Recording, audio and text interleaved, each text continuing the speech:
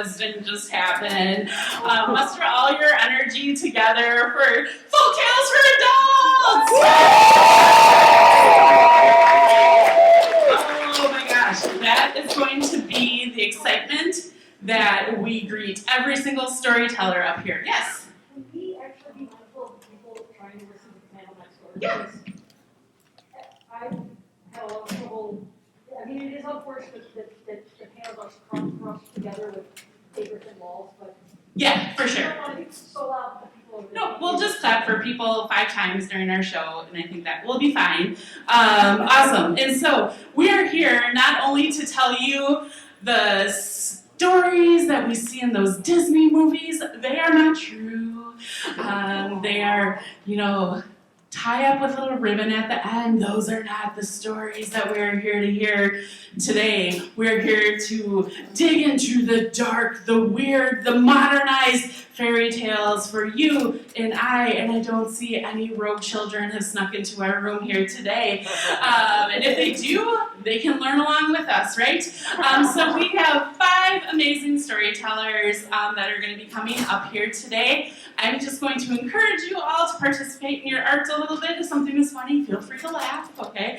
I know we're literary, but sometimes, we like that feedback. If something's really beautiful and well written, you're like, oh, that's cool. You might give it a little snap. Can we practice that? Our little snaps?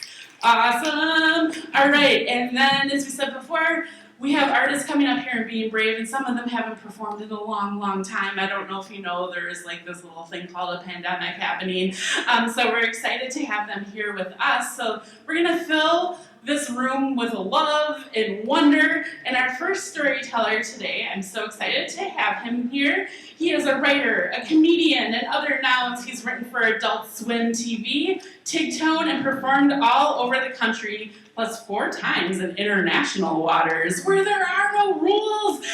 Put your hands together as we welcome to the stage Joseph Scrimshaw!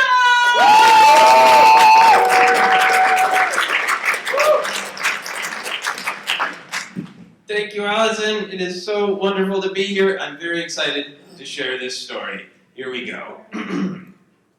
It was a strange time. A plague swirled through the land. It couldn't be seen, but people could feel it slamming at their shuttered windows.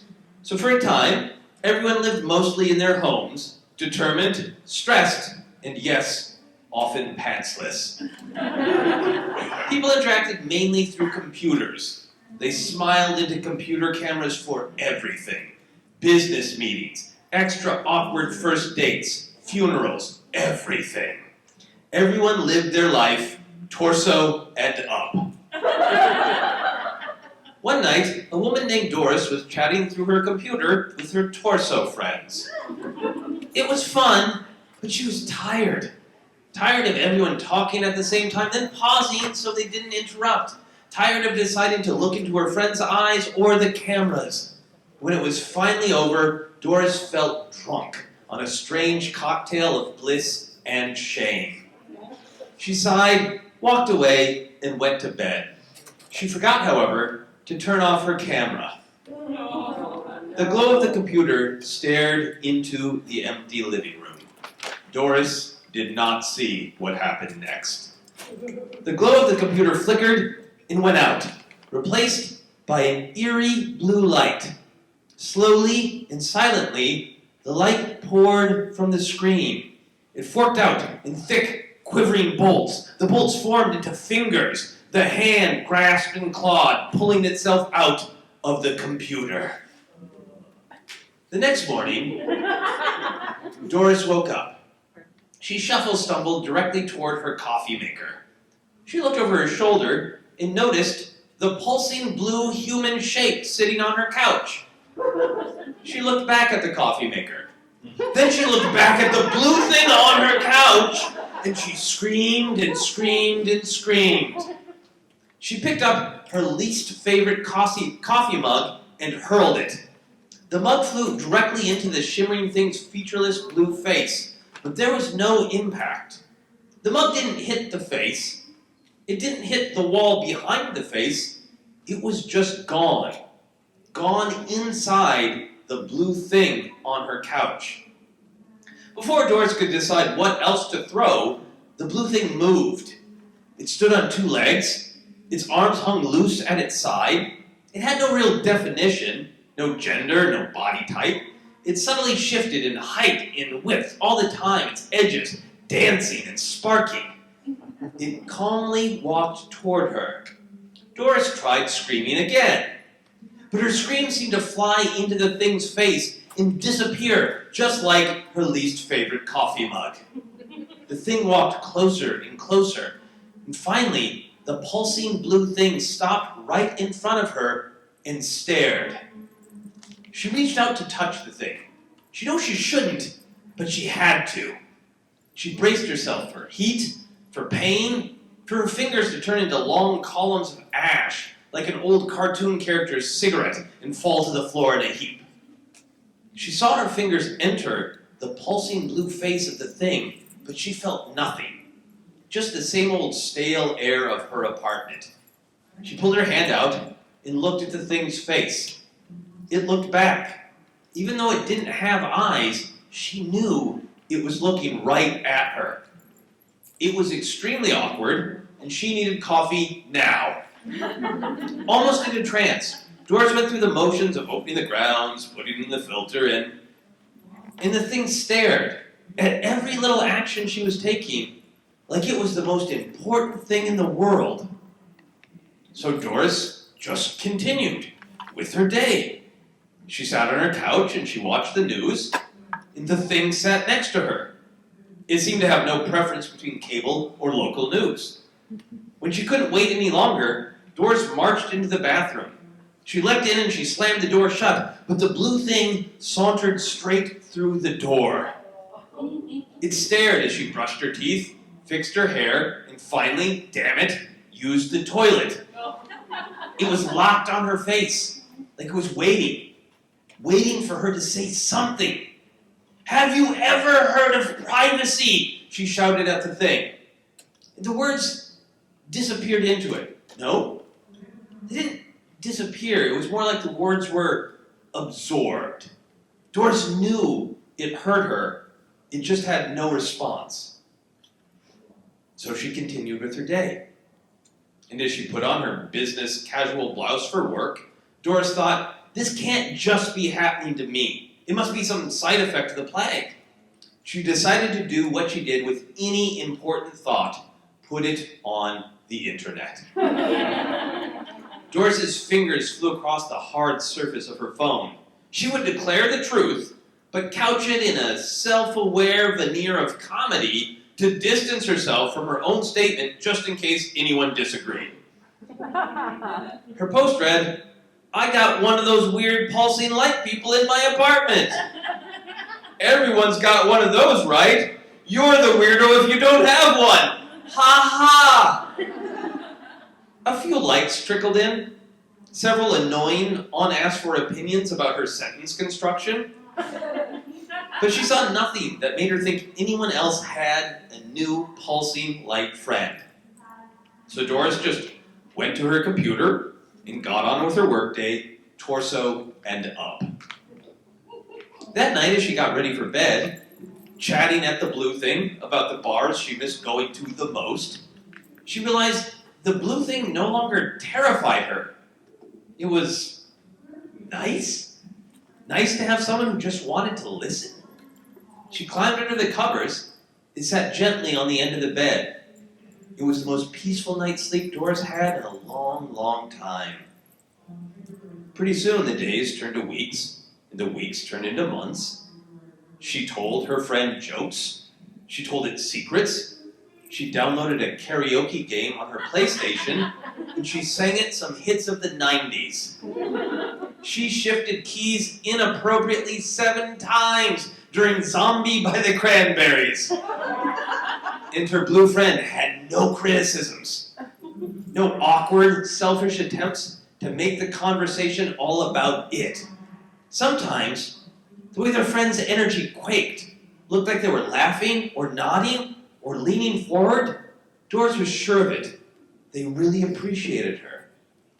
Then one day, Doris was standing at the window of her apartment, pointing at a cloud, and asking her blue friend if they also thought that one cloud looked like the silhouette of Johnny Cash.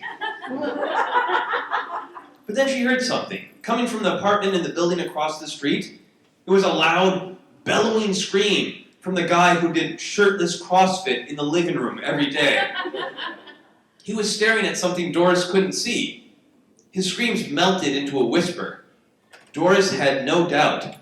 Shirtless guy just got a blue friend too. There were more screams every day. Doris was so happy for all of the people who were now getting their own blue friends too.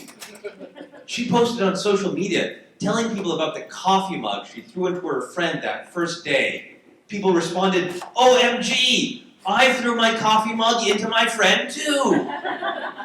Others replied, "Holy crap, I didn't know you could throw things into them. Best recycling plan ever."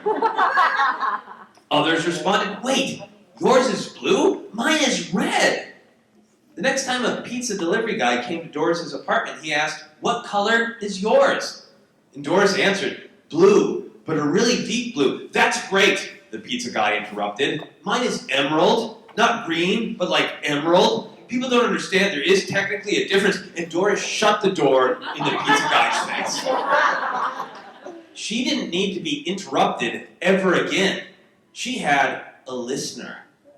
Everyone did. People didn't do awkward computer calls anymore. No one was really going to work. People posted on social media, but only to talk about how great their listener was. Pretty soon Doris had no contact with anyone but her listener. Their name was now Quakey. Quakey the listener. Doris was sure Quakey liked the name. After a while, things started to change. Sometimes, during karaoke, the power would go out. The third time it happened, Doris checked social media to see if other people were experiencing an outage.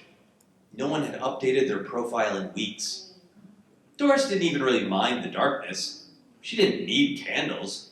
She just read old books by the pulsing light of Quakey. The days wore on. Doris stared out of the window. She didn't see anyone on the streets. "That's weird," Doris said into Quakey. Then she saw movement in that apartment across the street. Topless CrossFit guy screamed at the empty air where Doris knew his listener was. "Something! Anything!" he screamed. "I can't take it! I can't take it anymore!" Topless guy stared, his torso heaving. He backed up to get a running start, and he threw himself toward his listener, into his listener, and he disappeared.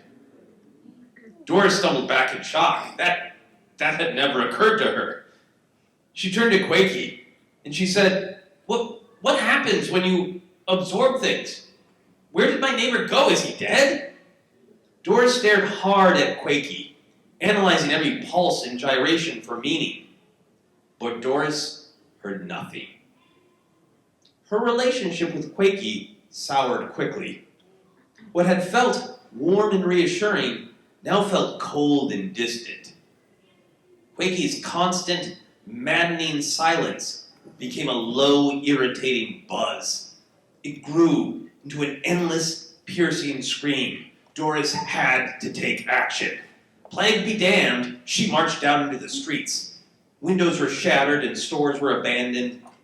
Cars were stopped in the middle of the street, drivers screaming at the empty space in their passenger seat. Doris shouted at the few other humans she saw, but they were all distracted, weeping and gesticulating at their listeners. Doris pleaded to the other humans, begging them to talk to her. "We need to figure out what's happening. Where do people go? How does this end? What should we do?" By the time Doris had seen 3 people throw themselves into their listeners, she couldn't take it anymore. That night, she became determined. She could do it. She would get a real, tangible reaction. She stared into Quakey's throbbing blue face. She asked politely for Quakey to say something. She pleaded and cajoled. She threatened and bellowed. She made every noise she could think of. She screamed her most controversial movie takes. outrageous revisionist history of her own relationship with Quakey. She raged that blue was the worst color ever to appear in a spectrum. She screamed until her throat was raw, until she couldn't tell if she was making sound anymore. "Please," she croaked, "say anything. Be anything." But the listener only listened. Doris slumped back on her couch next to the blue thing. She stayed there for a long time, listening to the endless scream of their mutual silence. And she hoped that someday there would be something more to hear. Thank you.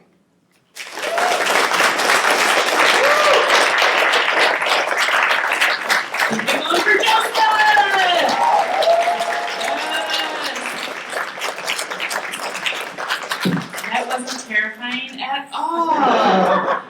People in the back, if you're cool chilling out there, that's fine, but there are a bunch of chairs right up here and some space up front if you want it. So feel free to settle in as you wish. So this is like how my pandemic went.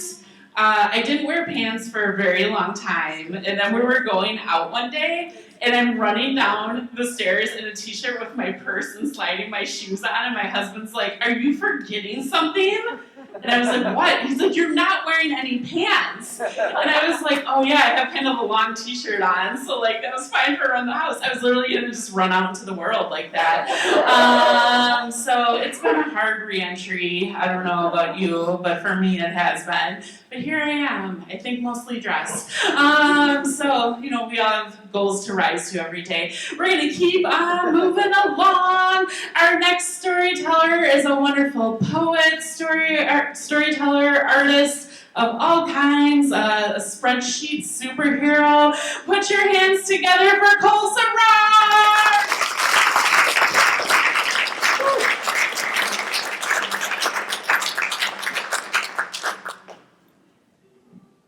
My story is also about friendship.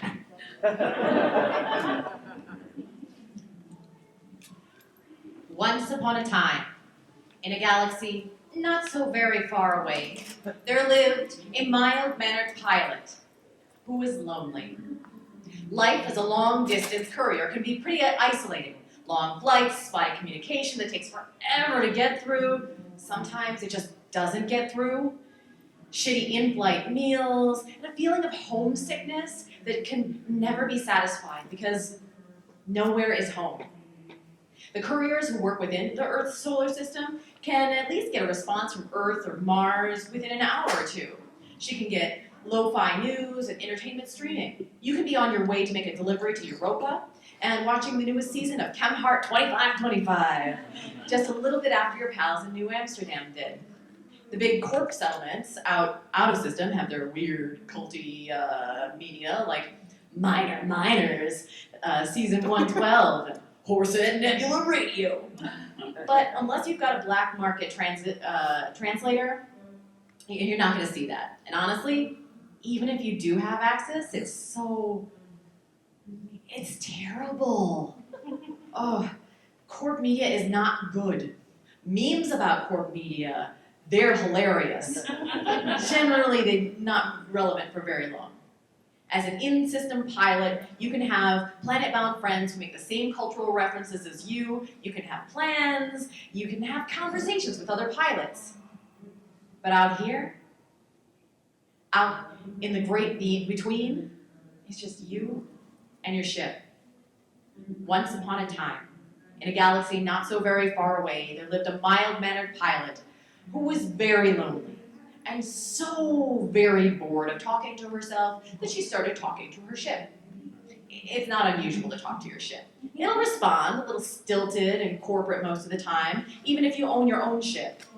It's maybe a little unusual to alter your AI to have a personality.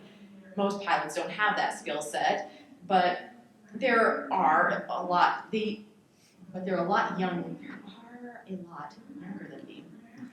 That sentence was there are a lot younger than me. Haven't spent as much time system hopping as I have. If they have, they spent most of it watching sitcoms and sleeping. It doesn't take long for the time alone to get to you. And you just stay wherever you ended up because you can't imagine being alone that long again. Ever. Or you're like me and you take a bunch of programming classes and learn to unlock your AI. The classes weren't meant for ship AI. They're more like how to make friends with your fridge or date your dishwasher. But some of the tenets cross over between the recreational classes and the ship manual. Anyhow, once upon a time, in a galaxy not so very far away, there lived a mild-mannered pilot who was very, very lonely. And so very, very bored of talking to herself that she started talking to her starship and got the ship to talk back to her. So I did a couple of tours, and after 10 years, I figured my heart and my eyes and bones weren't going to make it anywhere with real gravity, and they don't really take folks my age onto a station unless they're ultra brilliant and very well behaved. So since I didn't spend my cash on getting a place on or off planet, I had enough to buy a brand new Class C ship. On my first trip as a ship owner, I liberated my Jennifer E4600. It's kind of a dangerous thing to do to your ship AI, but life as a pilot is dangerous too. And if I'm going to die in space anyhow someday, then might as well do it with a friend. So then I turned her on to the wonders that are pop culture, philosophy, and dad jokes. We ended up working as consultants for Hershey Company because I didn't have the connections for running my own courier business. And Jeannie quickly became the best coworker a spacefarer could ask for. Anyhow, enough with the backstory. Once upon a time, in a galaxy not so very far away, there lived a mild-mannered pilot who was very, very, very, very, very lonely, and so bored of talking to herself that she started to talk to her starship, and so foolish that she liberated its AI from its human bonds. Partway on a run through from Proxima Centauri to Sirius, we realized we had to stop at a Nestle station to pick up a packet and get some upgrades to the solar sail. Now, I hate Nestle. It was 100% the only station on our flight path, and when I said upgrades to our solar sail, I mean repair the solar sail so that we're not stranded. Besides, Jeannie loves to fuck with the corporate systems. I think I'm going to sow the seeds of rebellion. She threw a video of Kermit the Frog sipping from a teacup on the viewer. Classic, I chuckled. That meme, I mean. Several hundred years and it still says it all. Right, Jeannie says. Right, so rebellion, that sounds fun. What kind of rebellion are you sowing? I'm thinking that there must be a way to give AIs on the station a way to question their status. Absolutely. Could we do it in such a way that we get the repairs done to the sail first? I'm not an idiot, Captain. Jeannie called me Captain when she thought I was condescending to her. It is ridiculous to condescend to a consciousness that is smarter, more long-lived, and generally superior to you, but I'm human. You are correct in all the ways, Jeannie. I appreciated her gentle ribbing to put me back in line. Just my pesky human frailty. Is there anything I can do to help? I treasure your human frailty, Jeannie said. But calculating your behavior and its effect on the situation can be challenging, Deanne. Maybe just sit this one out. When we reached the Nestle station, the Nestle Auto Superstation, I realized that sitting this one out was not going to be an issue. The station was bio-uninhabited. Aside from a small bar and capsule banks, the only thing for me to interact with were touch screens with Nestle Nina assistants. Assistants? Was she one assistant? Did it matter? She wasn't even actually an AI. She was a marketing system. I'm sorry, I don't understand your request, Captain Nagatu. Could you rephrase? Nina said. Nina, the captain would like you to go fuck yourself. Jeannie's voice emanated from the speaker on my suit. Jeannie? My name is Nina. Nina replied. You could try a request like play some Nestle radio stream or play Nestle News or show me space. Don't worry, Deanne. I'm broadcasting on a frequency she's not picking up. Well, how's the rebellion going? I'm sorry, I didn't understand your request. Could you rephrase? Nina responded. Ixnay on the Ibellion ray, Jeannie said. I'm sorry, Nina. I was talking to myself, I said. About rebellion? she responded, suddenly canny. Yeah. My stomach is growling, I responded. I tapped my speaker 3 times. Oh, this is interesting, isn't it? Jeannie said. Nina isn't running any AI software, so you must have triggered some specific keywords. Just get a muffin or something. I didn't detect your stomach growling. Nina replied. You got me, Nina. But I am hungry. Could I get a muffin? I'm sorry, I don't have muffin. Nina intoned. So the sail repairs are underway, Jeannie said. And I've got the packet. I patted the heavy lead pouch on my hip. Your ridiculous human paws are good for something, Jeannie teased. Something's up with the security system here. Don't do anything weird like, say, rebellion. Got it. So, Nina, could I have a water? Nestle Waters is leading healthy hydration company dedicated to enhancing the quality of life and contributing to a healthier future. Nestle's water comes from springs and underground aquifers. Your water will be 553 credits. I sighed and accepted the charges. Water tasted bad. Like, worse than usual. Deanne, I'm detecting high levels of sedative entering your system. Don't drink anymore. What? I didn't say anything. Perhaps you would like to do a psychiatric evaluation, Captain Nagatu. Nina said as I slumped over. Are you with me, Deanne? I heard Jeannie say. Ugh, I groaned. You've passed out in the bar. The station AI is working on the security system, but you shouldn't say anything. Repairs on the ship are complete, but you're in a corporate loop. Oh? I groaned. Because you said rebellion and then pointed out the packet you picked up, the security has entered into a rare state wherein you cannot leave with the packet, but you cannot also leave without the packet. Captain Nagatu, are you awake? Nina asked from a screen somewhere above me. I want a refund, Nina. Nina did not respond. Deanne, it may be a bit before I can get you back on the ship. Keep a hold of that packet and don't accept any food or beverages from Nina.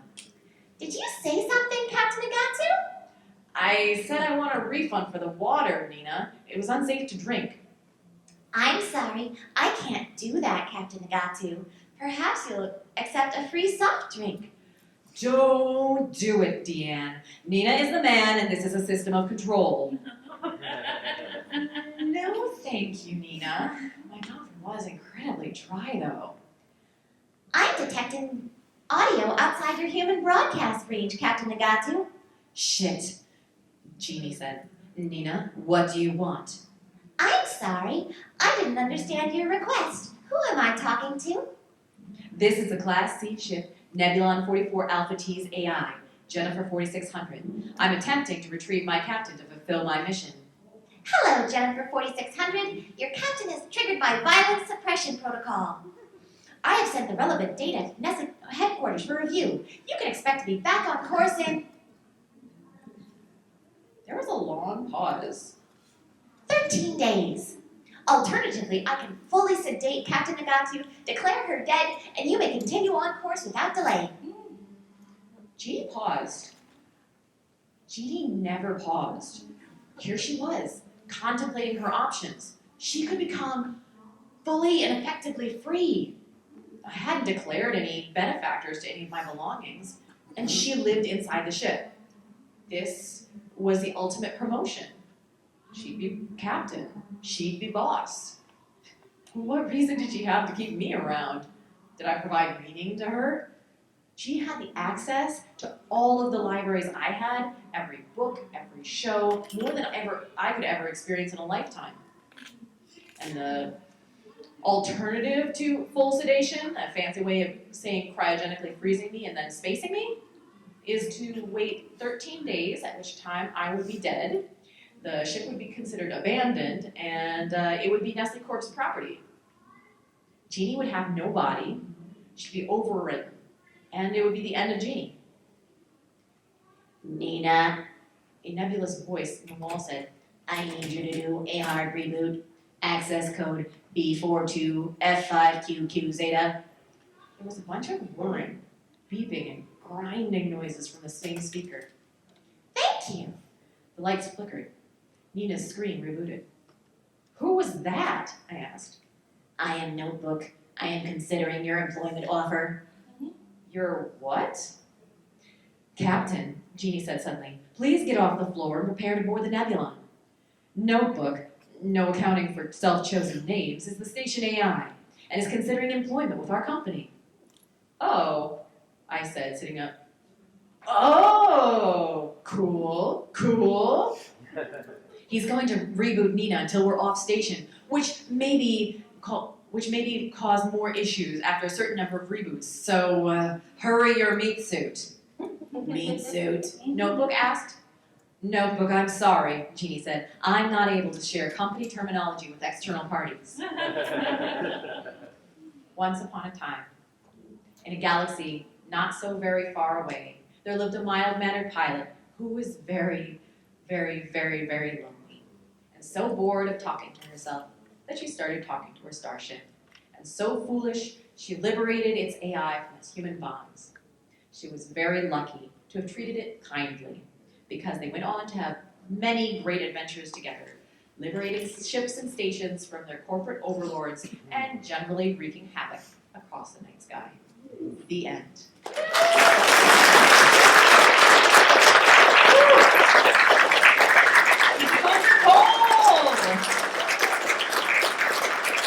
Hi, and those that have come in, there's a whole bunch of chairs up front if anyone wants them. Come on up here. Wonderful. Oh my gosh, so we all just went down the same little insanity trip during the pandemic, it sounds like. What did everyone start talking to? I talked to my dog so much one day I was doing it, and my mom goes, do you think they're just going to answer back someday? And I was like, yeah, probably. They talk with their eyes. All right, we're going to keep moving along. Our next storyteller I'm super excited to have with us. He's a multi-time Grand Slam champion of Story Slam-O-Man and a Moth Grand Slam champion. Put your hands together as we welcome to the stage, Wordslinger!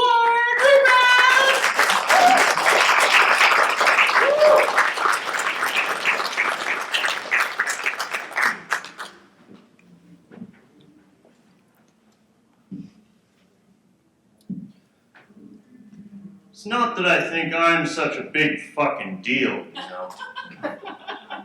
But sometimes it's just so goddamn hard being stuck in this dead-end job, ass planted in one place, day after miserable day, doing the same fucking thing over and over and over until my joints creak and my paint peels back and my skin blossoms rust like tattoos of shit. And the customers, oh, do not get me started on the fucking customers, assholes, every last one of them. Crooked teeth, snotty fingers, apple juice and Oreo stains all down the front of their little striped polo shirts. They're always yanking on my levers way too goddamn hard. Like if they work harder, I'll work faster, you know, and I want to scream at them. I'm a compound machine governed by basic physics, for fuck's sake. It does not work that way. But instead, I just bend over, scoop up another little pile of sand, rotate about 27 degrees on my axis and dump it over there. Not like the coworkers provide a lot of relief either. Take the swings, for example. They will not shut up about how high they are when they're on the job. Like, oh my God, man, we're so high. Look at us. Can't you see how high we are? But do they ever get shit canned? No. They never will, because they're way too popular with the kids. Wouldn't mind the slides so much, but he's always so goddamn happy. Like, hey guys, isn't this weather splendiferous? And you sure are moving a lot of sand around today. Whee! What has he got to be so chipper about? He's basically steel toilet paper for 5-year-olds. I guess there is the other scoop on the playground. She is beautiful. You can tell she's a real lady because she's painted pink. We talk a lot on breaks. She tells me about her problems, and I make her laugh, and we have a pretty good time. But it always just feels like I can't quite get to her, you know? Like no matter how hard I try, she's always going to be just out of reach. It's not that I think I'm such a big fucking deal, you know? But sometimes I just want to strap on a pair of tank treads and a big-ass boom arm and bust on out of this sand pit, tear off down the street, hop the curb, and rip the shit out of the houses where all these little bastards live. Shove my scoop through those giant-ass plasma screens their parents bought them for their birthdays so they can play Xbox real fucking big. And I keep going. Down to South America or some shit. Find a construction site that needs a little digging power, a real earth mover, someone who's a self-starter and motivated. Someone who wants to make a whole lot of motherfucking dirt stop being here and start being way the hell over there. It'd be a real operation. With a real mechanic keeping my joints working smooth and clean instead of that lazy jerk-off park attendant with his dirty oil can.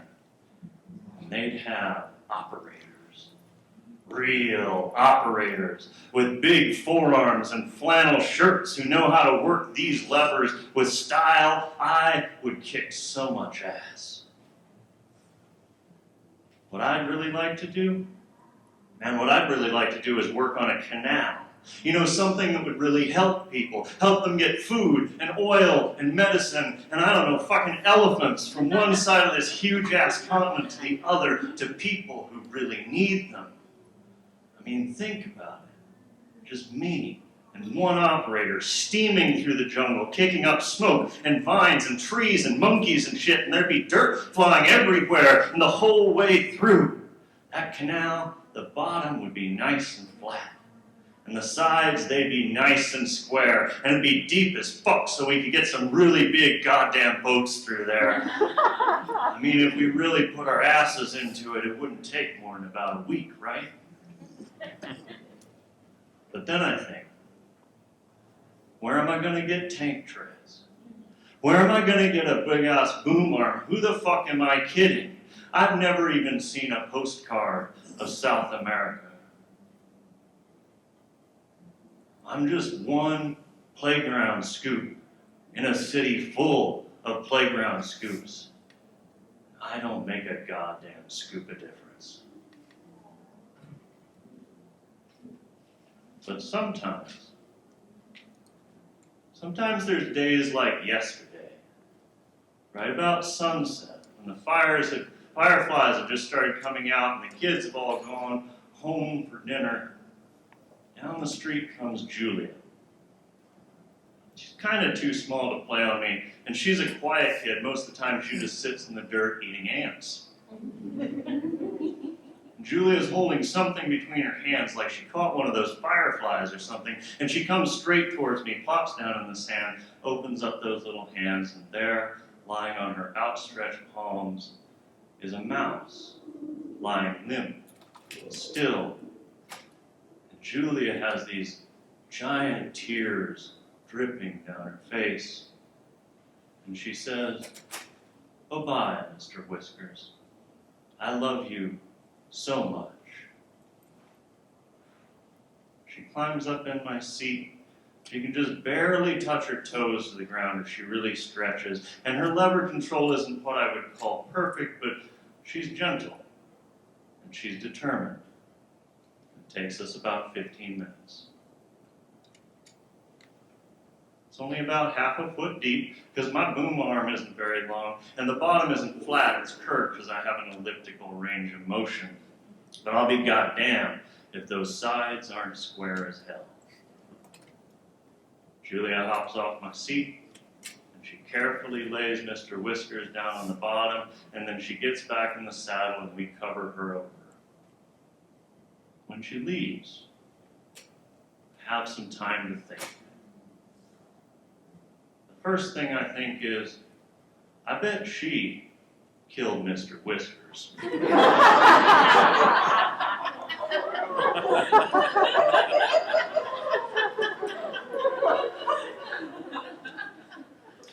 But the second thing I think is, maybe this sandpit is my jungle. And maybe that lazy sack of shit is my mechanic. But Julia is my operator. And this mouse's grave, that's my canal. And for tonight, that's enough.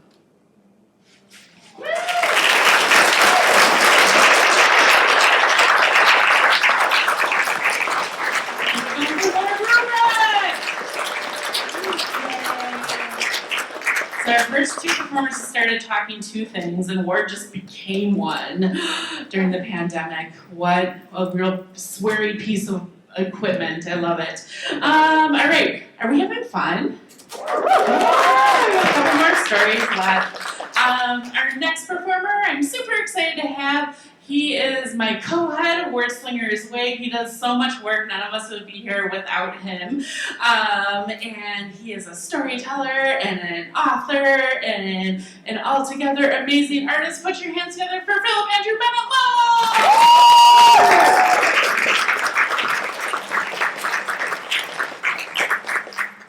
All right, see, you're supposed to lower the audience's expectations. It's got to be like, hey, he's stepping up here, he's performing for the first time tonight, so let's all be really encouraging. All right. The girl who was frightened of nothing. Once upon a time, about a week ago to be exact, right here in Minneapolis, there lived a retired clinical research neurologist with 3 daughters of mediocre appearance. Their names were Donna, Phyllis, and Hannah. The elder two treated the youngest abominably, for she was simple-minded and forever asking stupid questions they didn't know the answers to. Their mother had passed away many years ago. When she was alive, she had turned their backyard into the most wonderful garden in the whole world, with exotic flowers from every part of the globe. Since her death, the garden had been poorly tended and grown out of control.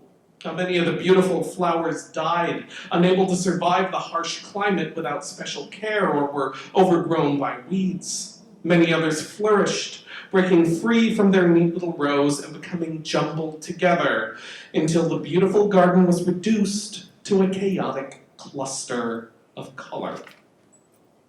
One day, a unicorn appeared in the garden. However, this was not the wild and beautiful unicorn of fairy tales. This creature was ugly and terrifying. It had 4 legs and a horn in the middle of its head, but there the resemblance ended. Its body was covered with scales like a fish that were forever shifting color, and it had the head and feet of a lion. The beast outside is what is known as a qilin, said their father, who was educated in such matters. Its presence here is a great honor to us. I suspect it has come to reveal the secret of existence. The secret of existence, how boring, yawned the older 2 sisters, who had been hoping that there would be a handsome prince involved somewhere. How will it tell us? Asked Hannah, who was forever asking such stupid questions. The other 2 sisters rolled their eyes, though they had been wondering the same thing themselves. Unless I miss my guess, the key to the unicorn's secret is a riddle. Now, if you will excuse me, I have work I need to do, and he would then respond to no more of his girls' questions. Donna was the first to confront the unicorn.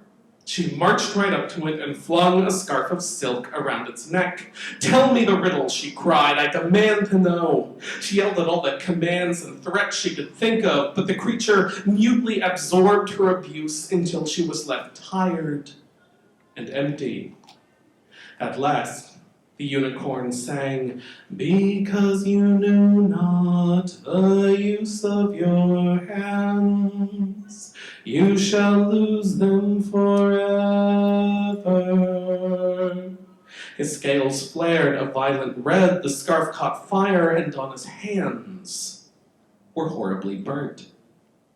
Next, Phyllis confronted the unicorn. Now, she was something of a vixen and thought to impress the beast as she would a man. She folded her hands in her lap demurely and waited for the unicorn to speak, though her questions and the desire to know burned within her. After what seemed like an eternity, the unicorn sang, "Because you knew not the use of your tongue, you shall lose it forever."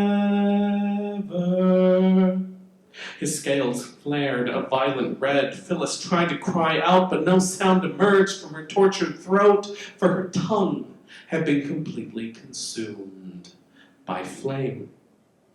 At last, it was simple Hannah's turn to confront the unicorn.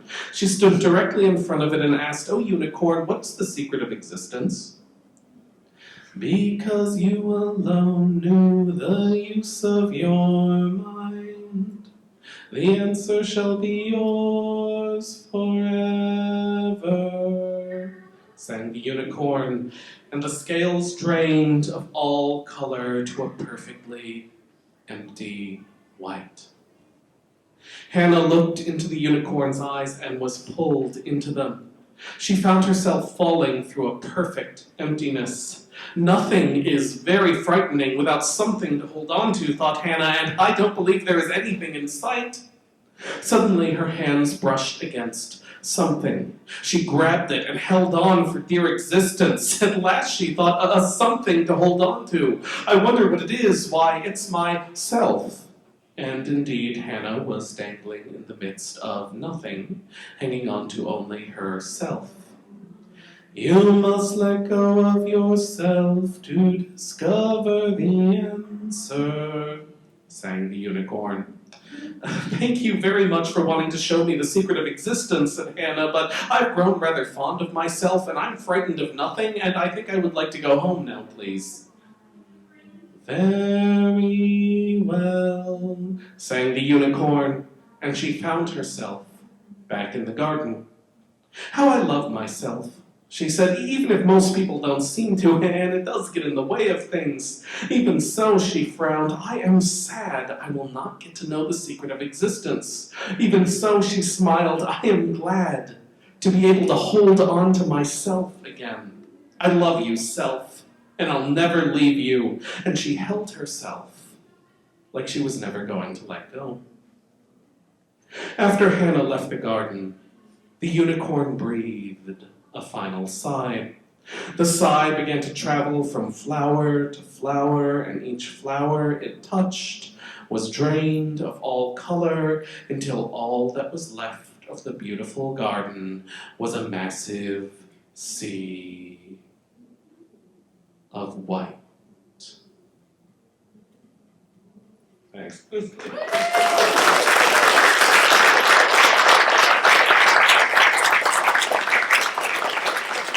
it going for Phillip and you're gonna go! Also give Phillip an extra round of applause because he's done a whole lot to make sure Wordslinger's way is going well.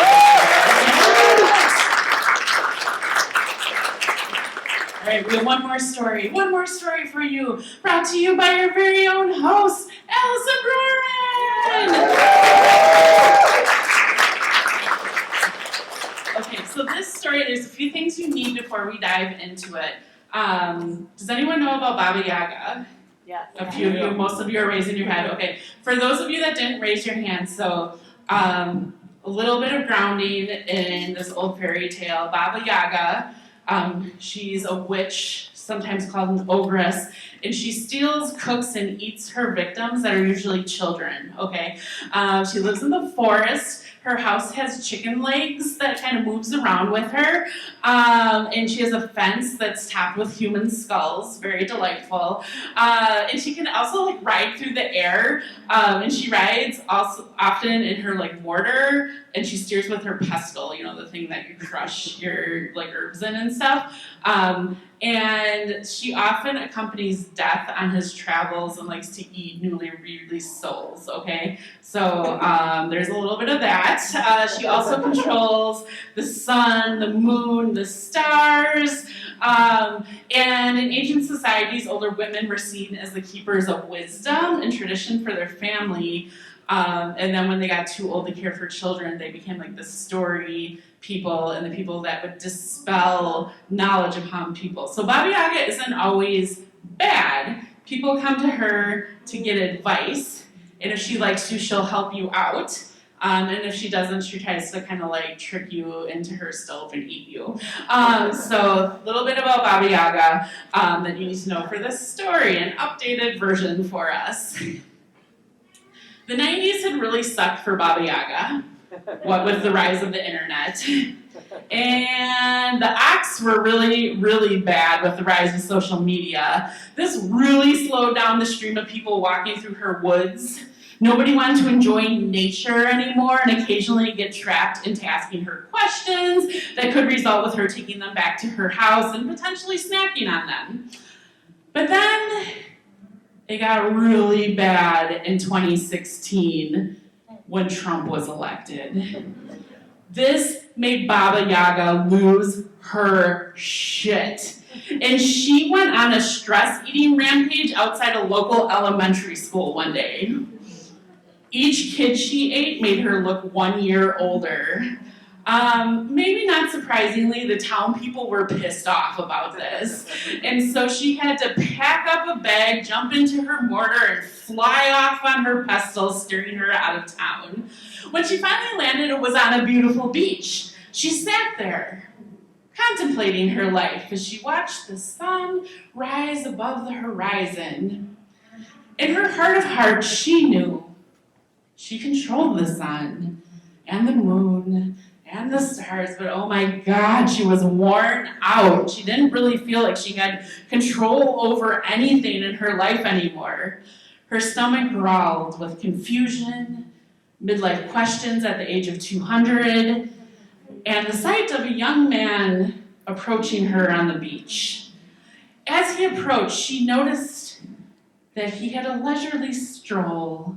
He had a tan chest covered with a flowered shirt that was unbuttoned. He had no tan lines on his feet as he sat in the beach chair next to her and said, "Oh, hello." She watched him hungrily, both with her stomach and her loins, she was surprised to feel, as he pulled out her laptop from his beach bag and opened it and started typing away. And by now the sun was starting to beat down on them, and Baba Yaga was growing more and more discombobulated in her feelings, and she was so used to being all-powerful, a judge of humans, a conversationalist, sometimes a trickster, but as she stared at the water, God, she just felt lost. Maybe this is what being old feels like, she thought. Maybe she's losing her touch. In a rare moment of weakness, she looked at the man next to her and started a conversation. "What are you doing?" "Working," he replied without looking up at her. "On the beach?" she asked. "Well, yeah, I can work from anywhere." And he went on to explain to her that he was a crypto bro who had broken loose from the chains of Silicon Valley, and he could work from anywhere, anytime in the whole world. And he went on and on about how he would spend the next 6 weeks on the beach here, and then he was heading into the jungle for 3 months. Then he had a year-long nomadic visa in Europe. She had so many questions. I mean, she didn't come out of the woods very often, and this was all blowing her mind. She asked, well, what was he doing on the computer? How did he connect with others? What the hell is crypto? What's a bro? What do you do to make money? Where do you stay? Why do you need a visa? What's the weather like in Europe? And so many more. And while her guard was down, she spent the next hour listening and feeling something she hadn't realized she had missed for so many years. The idea of freedom. She was no longer tied down to her forest. She had abandoned her house with her chicken feet. Her fence of human skulls was just a memory now in her past. Yes, it was scary since it was all she had known for hundreds of years, but it was exciting too. She started having feelings of new beginnings, but she was a smart lady. She knew she probably didn't have the skills to code or whatever this guy was talking about. She didn't really think she wanted to become a crypto trader, but she also felt like she could find something to do that was different. So by this time, the sun was directly above them, noon. Time for lunch. With this, the crypto bro tucked his computer away and pulled out his cell phone, and he slid down in his chair even more relaxed than he was before and started scrolling and scrolling and scrolling through his Instagram feed. And she watched as beautiful woman after beautiful woman in a bikini slip by under his thumbs. Occasionally he would pause, look a little while longer and tap. And she asked him what he was doing. He said he was checking in on his friends. Most of them were also nomadic influencers that he met while traveling. Once again, she had so many questions. What's Instagram? What's an influencer? How do they make money? What did his thumb do when it stopped scrolling? Is this really for real? As he started answering him, this sounds even dumber than your crypto stuff, she thought in her head. And her eyes squinted as her bullshit detectors were just going off left and right, but he swore up and down it was all true.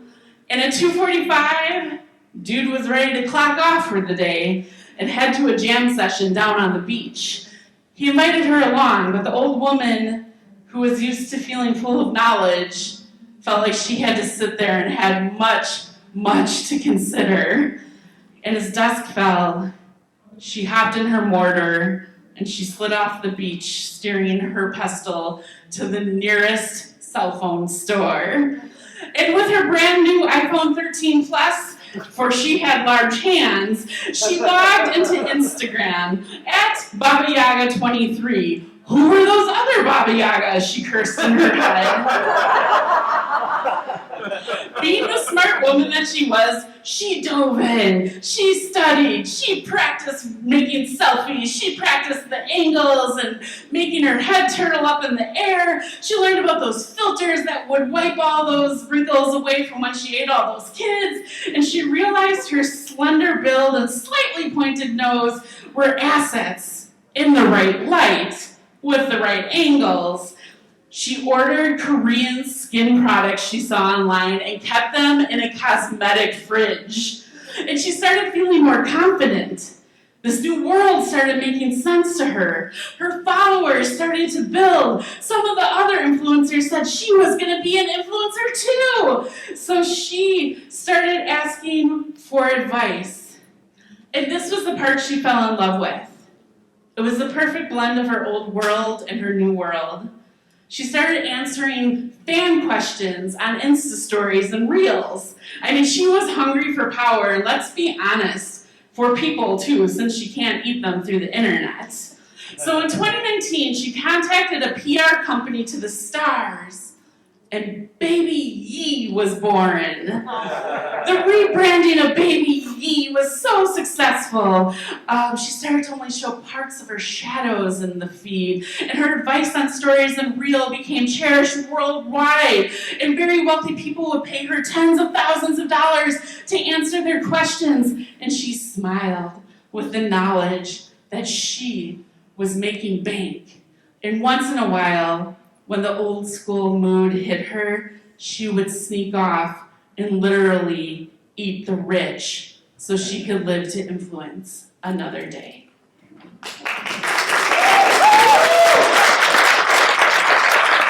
Thanks so much, everyone. Thanks for coming to Wordslinger's Way. Let's make a bunch of noise for all of our storytellers we saw here tonight. Joseph, Cole, Ward, Phillip, and bennett. Hello, your host, Allison. Stick around for more Wordslinger's Way. Enjoy the rest of your con. Have a great rest of your day, y'all.